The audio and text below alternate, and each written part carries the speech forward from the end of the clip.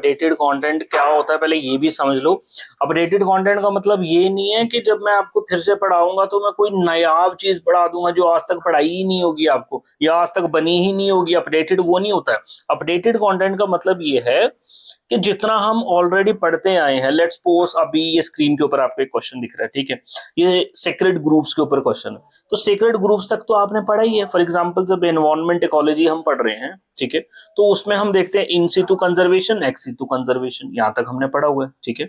इन सितु में हम देखते हैं नेशनल पार्क है, वाइल्ड लाइफ सेंचुरीज हैं, सेक्रेड ग्रुव्स हैं, ठीक है, लेक्स हैं, ये सारे इन सितु होते हैं। तो यहां तक तो हमने पढ़ा। तो नेशनल पार्क हम पढ़ते हैं, वाइल्ड लाइफ सेंचुरी हम पढ़ते हैं, लेकिन सेक्रेड ग्रुव्स को आगे तक नहीं हमने पढ़ा। ये तो हमें पता है सेक्रेड ग्रुव्स क्या होते हैं भाई, पवित्र जो बाग बगीचे होते हैं कुछ कम्युनिटी से जुड़े हुए, इसके बारे में पता है। लेकिन अब क्वेश्चन क्या आ गया, देखो यहाँ पे अगर आप क्वेश्चन देखें, लॉ लंगदो एंड सर्प कवु देववन गुम्पा फॉरेस्ट और एक तरफ दी हुई स्टेट्स। तो यहां से आपको बस इतनी सी बात आपके कंटेंट में जोड़नी है कि ये जो सेक्रेड ग्रुव्स है डिफरेंट रीजन्स में इनके क्या क्या नाम है और क्या क्या इनकी स्पेशलिटी है। या इसमें थोड़ा सा हम ये भी जोड़ सकते हैं कि इसमें कौन सी इंपॉर्टेंट ट्राइब रहती है, कौन से इंपॉर्टेंट या फिर ट्रीज भी मिलते हैं। तो यही अपडेटेड होता है और इसमें कुछ नहीं। जो बेस है ना आपका बेस, तो 90% चीजें सेम ही है, अपडेशन सिर्फ 10% है।